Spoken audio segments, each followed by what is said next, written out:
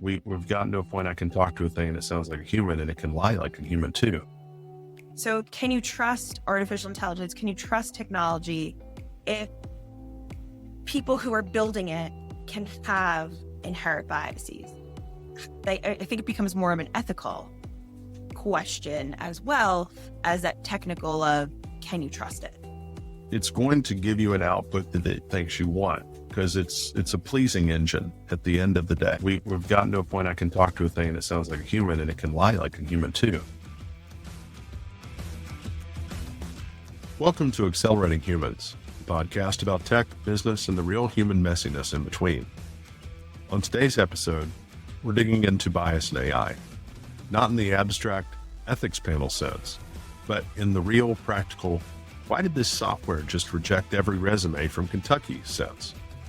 I talked with Julianna about what bias actually looks like inside the tools we're using, who's responsible, and how much of it is the AI versus the people who built it or deployed it. Spoiler, the answer is not as clean as you think.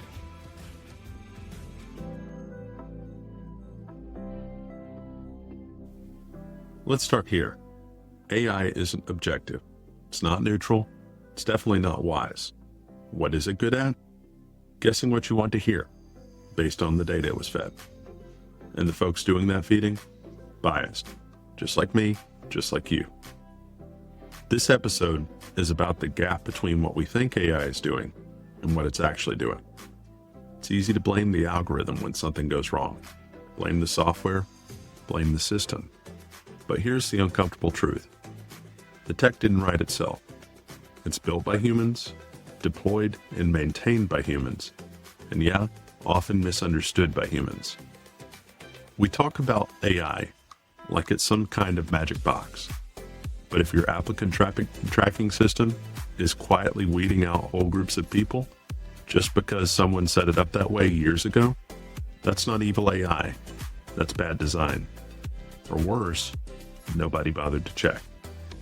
So today we're unpacking how bias creeps into everything from recruiting software to predictive models.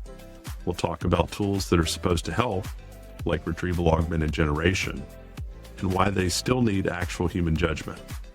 And we'll ask the tough question, are we just using AI as a scapegoat for our own choices? If you run a business, manage a team, or want to avoid building a robot that mirrors your worst habits, this episode's for you. Let's get into it.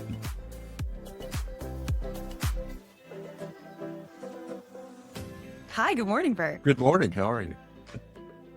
Today's topic, bias in technology, bias in AI. Okay. I think you have a really broad take on, well, really, what is the technology and what is the AI that we can see a bias or maybe not see a bias in? Well, I think that this is a really important and interesting topic, at least for me, because I'm always trying to figure out how do I look at this without various biases entering my decision making. And it could be, and I'm a very much a technologist, so I want to break things down as what kind of bias. Is it a perception bias? Is it a racial bias? Is it an age bias? Is it what type of bias in particular am I looking at? So I need to understand, what am I trying to do here? And when I'm deploying AI, if I structured it in such a way that it's going to have an implicit bias built into it, or is it something that the output from the AI is fine, then my own personal take on it is going to add the bias. And Yeah, it's hard to parse sometimes. Yeah, I think what's so interesting is we have to remember that technology is something that people build, and people are inherently biased. And where does that, or can that translate into a code? So when we think about technology, I also think that technology is very similar. Right? We put it into the STEMs, right? So science, technology, engineering, math, and they always say numbers don't lie. Sure. But as we know, you can use statistics to benefit yourself. You can do predictive modeling and not include certain I don't know data if you can points. see this one, but this is a How to Lie with Statistics book. Yeah. It's literally on Yeah. the quick draw list here. But Yeah. Which I'm going to have to borrow that book once I get through all my other books. sure. But that's a great thing, right? So it's, I think this comes into like, can we trust AI? So can you trust artificial intelligence? Can you trust technology if people who are building it can have inherent biases? Like, I think it becomes more of an ethical question as well as that technical of, can you trust it? Okay, so this is a really fascinating topic, and I would encourage you to look this up. There's Anthropic, which has the AI Claude, has published on a regular basis the actual background for how they've trained the AI. It's about a 10,000 word document. So dig in. Go and Should I do that before or after I read the book? well, I mean, there's all of the things, Juliana. Yeah.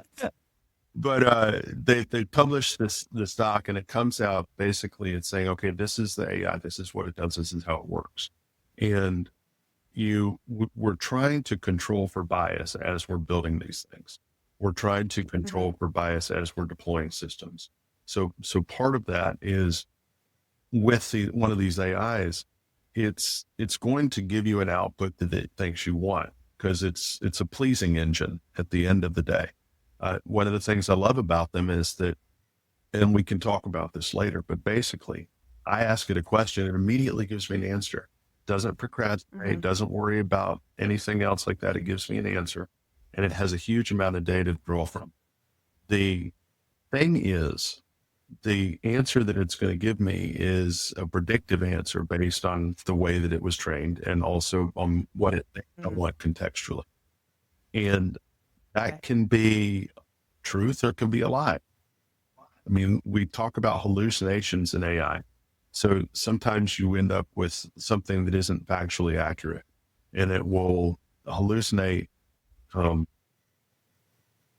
hallucinate anything from the citation for the actual work that it's giving you. So it'll make up whole cloth ideas or legal cases or research papers if you don't watch it. So personally, when I'm working with it, one of the things that I'm trying to do is make sure that there are controls in place so that the information that I get from the AI is in the format that I want and that it is something that I can trust. The couple of specific tools that you can use, one of the things I'm personally using right now is something called retrieval augmented generation. And fancy word, but what it actually means is I control what goes into the AI so that the output is going to be more bounded. So I'm going to ask it about information and ask it to put it out in a certain format using only certain input. So it's not going to go to the wider web or its full training. It's instead going to go look at a solution set. I mean, I'm sure that if I was still in college, I would have used some form of AI to help me brainstorm an essay or write some type of dissertation. And that's also kind of scary to be like, oh, AI is going to be predictive and it's going to, oh, sorry, we have a little guest cat here. Hey, guest cat. AI is going to be predictive and AI is going to think that whatever you really want to hear. But then I do think that comes back to one of the probably arguments that AI, at least AI right now, is not going to steal your job, is you still have to be knowledgeable on what you're talking about. You still have to double check AI's work. So a great example is I was using GPT for something and I wanted to see if it was going to make a graphic for me. And it was something to do with the states. And long story short, it forgot a few states that I was asking specifically about. And I was like, no, that's incorrect. You forgot Kentucky in this scenario. And they were like, oh, yes, I'm sorry. That's correct. Like what you're looking for. Yeah, Kentucky does fit into those parameters. And they gave you the same whole again. And they also wonder. Are people, so the question I had was states that have local income Sure. taxes. And I think about it as okay, who's telling GPT that Kentucky, Pennsylvania, areas of New York don't have local income tax? Where is that predicting coming from? Is that information out on the web that it's pulling for? Because now the person training the GPT, is it training it correctly? Or is it saying, well, most people who are asking GPT are looking at a big state that does have it, like Kentucky, we just forget about, except for Sure. when we want some maker's mark. Well, okay. So the GPT that you're talking about, that generative pre-trained transformer, Mhm. is engaged in a huge amount of protocols that are training it. So the big ones that you're talking about, like ChatGPT, you're looking at billions, like 1.6, 1.7 billion protocols that are built into it. So a human's not sitting in a back room trying to figure this out.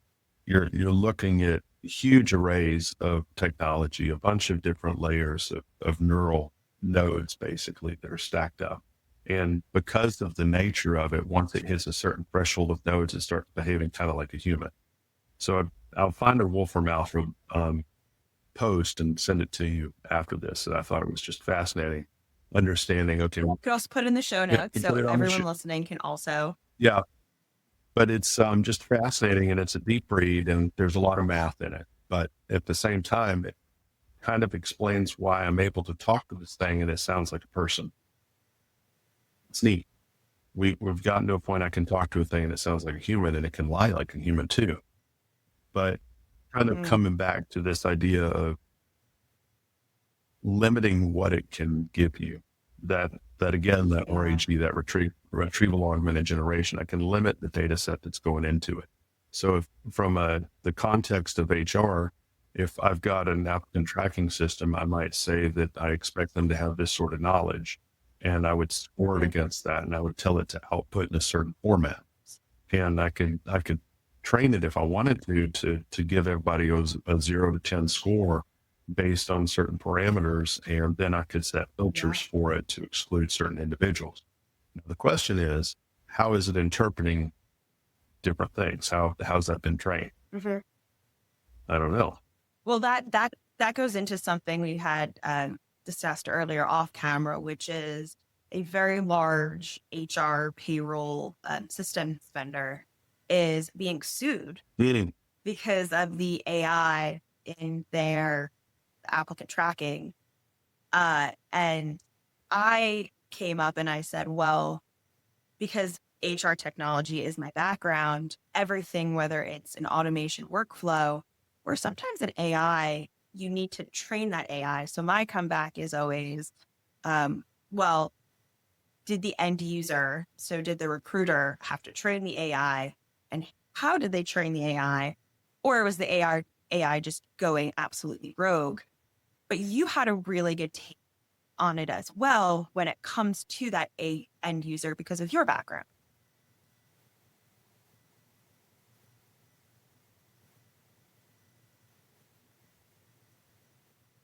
so I lost you for a little bit. You said you had a good take on something. I like that. Yeah. You had a good take on how this could be happening because of your background, and then that was it. Okay. Just your what is your background and your take on, because I said, well, it's probably how they're training the AI if you're able to train this AI system. And you had something different because of your background working in tech and working in help desks and being a BA. Yeah. So what I would probably ask is, how was it deployed? Who did the Mhm. deployment of it? How well did they know what they were doing? Because I might have this giant thing and I'm deploying it for HR. Does HR know what they're doing? Do they know what they're asking for? Um, or was it just kind of installed and we took whatever the default settings were? And once they have it, did they get trained on it? Did they know how to use it? And that's, some do, some don't.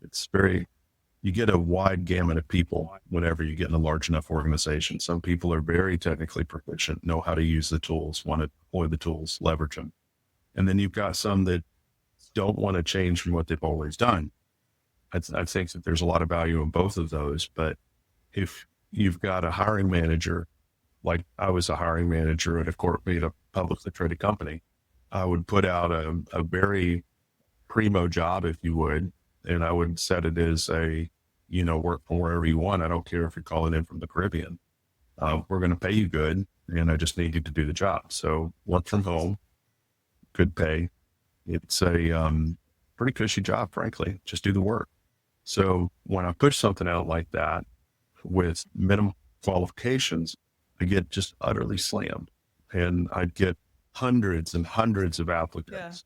Yeah. And part of it is people that are just frankly, they're using bots to go and answer any work from home job that in any way kind of meets their requirements. Got some that are, lovingly crafting submission, and I would get just killed. And I had to figure out some way of how do I wade through this. And, talking to some recruiters recently, I was seeing more of a shift from I'd call somebody who would do the filtering for me and just send me participants or send me applicants, as opposed to me having to dig through that. So big old frustration. Well, do you think it's easy to now blame AI for essentially bias that might have already been there? Oh yeah. Just in the workplace or within a project that someone might be working on? Like, because for me, I'm like, well, is AI just that mirror? Well, or now are we just being like, oh, it was AI's fault. AI did it all. Everybody needs a scapegoat, right? So it's easy to blame AI because it's kind of a black box and they don't understand it. But it's a tool, and it's built by humans, and it's deployed by humans. And like any tool, you can misuse it. Like there's a concept called Maslow's hammer. So when all you have is a hammer, every problem's a nail, right?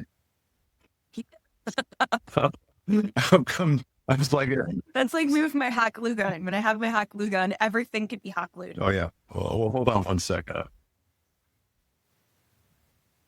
Yes. Oh, when you have the drill. Yes. That's a hot glue gun. Have you not seen the battery?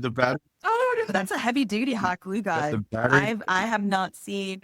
That's yeah. Listen, I've for another podcast, I have stories of building costumes in high school and all the projects with hot glue. So hot glue, maybe even better than a hammer.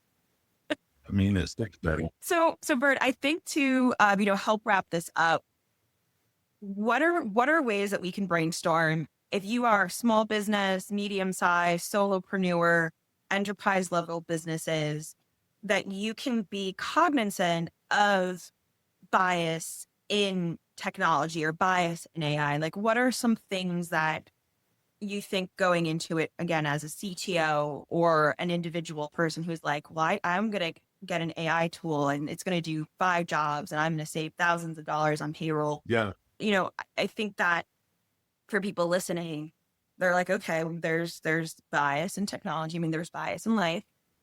What are the ways that we can, now that we're aware of it, be better or do better in our businesses around this bias? Well, I think that's a really deep question. The first thing I would say is don't be afraid. It's going to be okay. When it comes to something like this technology, you want to understand its limitations. So start by putting in controls that help you manage the bias that you're going to encounter. And with something like an applicant tracking system, one of the first questions I'd ask is, can I go through and see every single applicant that's applied to my system? Yes or no? Yeah. And if I can look at every single one, can I compare that to what I'm presented? And if there's a big delta there, that's an indicator to me that something's happening. So do I need to go back and change the filters, or was it filtering it before I got it? But I almost, in my mind, what popped up was the image of having an unpaid intern. Yeah. You almost have to treat AI or technology like the unpaid intern, where you have to check all the work. Well, that's exactly what you're doing, especially when you're talking about replacing employees. This is a topic for another day, but this is something very close to my heart. I really like mentoring younger people that are in development and in business analysis. This is really close to me. And the reason for that is somebody did that for me. It taught me how to BA, taught me how to build, taught me about the software development lifecycle, taught me how to build my own. If you don't have that pipeline of young people that start junior and become senior, then you're missing a huge and important step in developing your future workforce. When we're talking about deploying AI on a grand scale, we're talking about replacing people. Who's going to get replaced? I see this as two things. I'm going to replace the junior people that are going to be doing the scut work, the hard, annoying data entry work, where they actually learn something. They learn how the systems are put together and they ask questions. And I'm going to lose the very senior people that are expensive and specialized. So what does that leave me? And right now, I've got a functional thing. I can save some money. And in 10 years, I'm going to have gutted my organization and lost an entire generation of people that are going to run stuff in the future. So we have to be careful with AI. It's a double-edged sword. It's very powerful. Yeah. I think that for a lot of people looking to integrate AI, again, because we talked about the bias, using things that are very black and white, and things that, for me, on my personal way of looking at it, not things that are very detail oriented. Sure. Because AI likes to drop a lot of that very nuanced, very specific detail. So I think AI is great if you are looking to replace someone to sit on a meeting and take notes.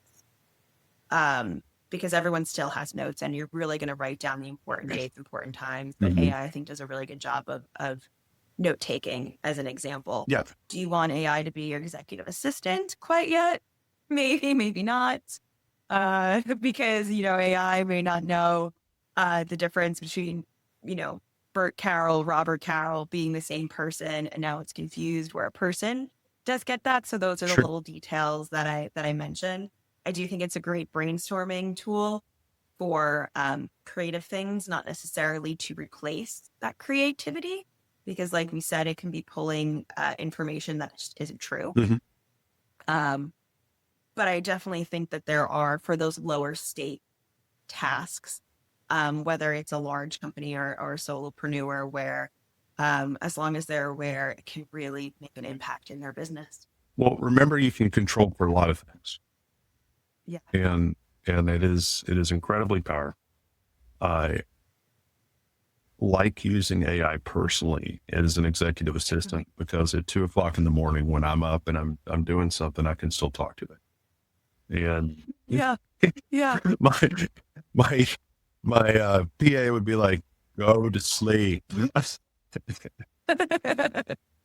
which might be the right answer, but the AI is very happy to keep engaging with me, and it's actually prompting me to go the next step and the next step and the next step. And you got to be very careful that it's designed like a smartphone is. You've got a dopamine response cycle that's going in your head. And the further you go, the more it's going to reinforce that. Yeah.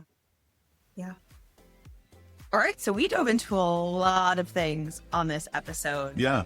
I know we can keep talking, but if we keep talking, then we're not going to have anything left for future episodes. Oh, we have so many things. Well, Bert, it's always a pleasure. Yeah. You as well. Thank you for the time. And next time, guys. Yeah.